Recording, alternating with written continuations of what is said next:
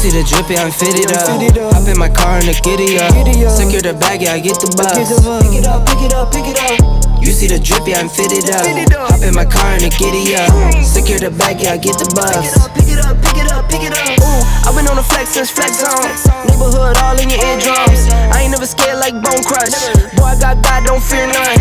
My line busy, take no calls. Feels like I don't have no flaws. Snakes in the grass, cut those off. Yo, squad shady, my bros raw. No breaks, we go, go, go, go, go. Throw shade, that's a no, no, no. Go high, go low, low, low. Like spinning in a 644.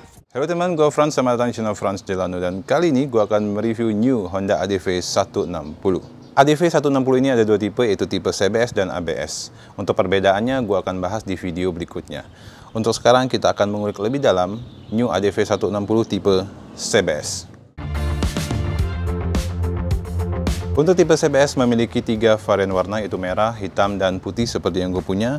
Dan untuk finishing catnya untuk tipe CBS lebih ke arah glossy atau mengkilap seperti ini guys ya. Secara desain gue suka ya tampilan depannya ya, ini terlihat gagah dan lebih kokoh. Kemudian untuk di bagian sampingnya teman-teman bisa lihat sendiri, ini bodinya ini hanya lebar di bagian belakang saja, sedangkan untuk di bagian depannya dia lebih runcing atau lancip ya, sehingga pada saat kita berkendara ini membuat posisi duduk kita atau pangkal paha kita jadi lebih nyaman teman-teman ya. Di bagian depan terdapat juga windshield yang terlihat sangat dinamis. Kemudian ini bisa kita adjust 2 level ketinggiannya ya. Jadi untuk mengejasnya kita tinggal tarik aja. Kemudian kita atur mau rendah atau yang tinggi seperti ini.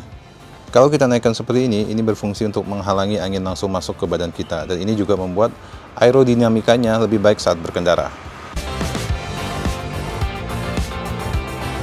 Untuk lampu di ADV 160 semuanya sudah menggunakan LED ya, baik di bagian depan, untuk lampu sennya juga sudah LED, maupun stop lamp di bagian belakang ya. Hanya saja desainnya itu masih sama dengan ADV 150 ya, tapi menurut gua ini oke-oke aja ya, karena desainnya pun masih kekinian. Kemudian untuk desain lampu depannya itu menyatu dengan DRL. Di bagian belakang terlihat lampu stop lampnya yang cukup dinamis ya, dan dipadukan spakbor yang berukuran cukup besar ya, membuat motor ini terlihat seperti motor besar ya dari belakang.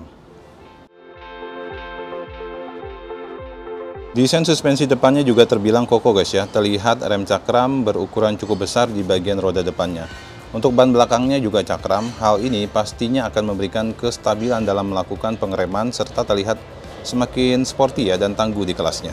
Pada bagian belakang teman-teman bisa lihat suspensinya seperti ini dan terlihat ada 2 tabung ya, dan ini bermerek Showa.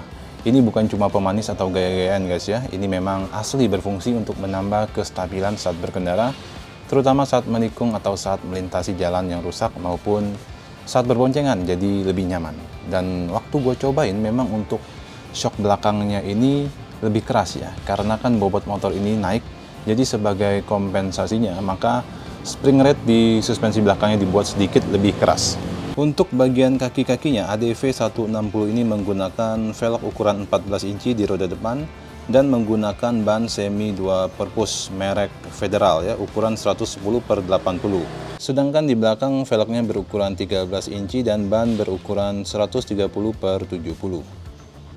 New Honda ADV 160 ini dilengkapi dengan mesin 160 cc 4 katup, berpendingin cairan dan berteknologi ESP Plus dengan sistem pembakaran injeksi. Mesin ini mampu mengeluarkan tenaga sebesar 15,8 horsepower pada RPM 8500 dan torsinya hingga 14,7 Nm pada 6500 RPM.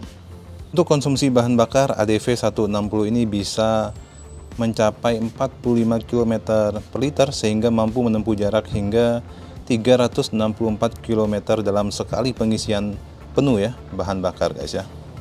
Tinggi joknya dibuat lebih rendah yaitu 780 mm, lebih rendah 15 mm dari ADV 150, sehingga membuat posisi berkendara menjadi lebih nyaman lagi guys ya. Di bawahnya terdapat bagasi yang lebih lega ya dibandingkan ADV 150 yang sekarang berukuran 30 liter.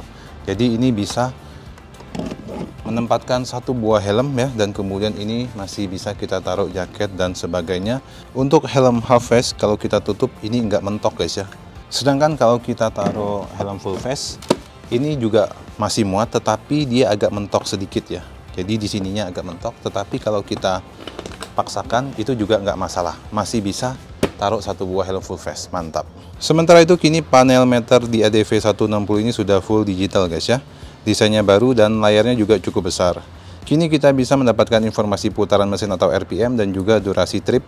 Tombol pengaturannya juga dibuat terpisah ya. Ini terletak di antara handlebar dan panel meternya. Selain dua hal tersebut, informasi lain yang bisa ditampilkan antara lain indikator aki, indikator suhu luar. Kalau nggak salah ini yang pertama di kelasnya. Kemudian konsumsi bahan bakar rata-rata, konsumsi bahan bakar instan, dan indikator penggantian oli mesin jam.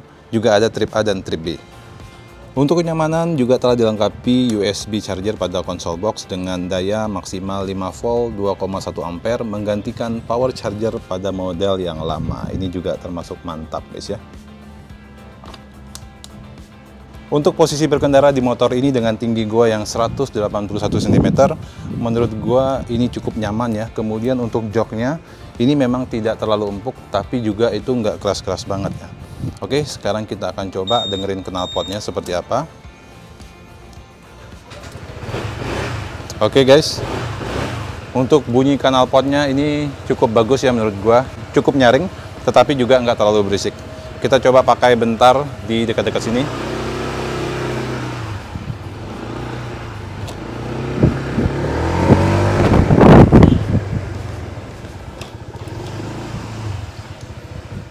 Oke teman-teman, itulah video review Honda ADV 160 tipe CBS tahun 2022.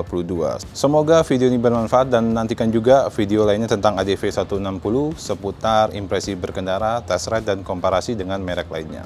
Sampai jumpa di video berikutnya. Bye-bye.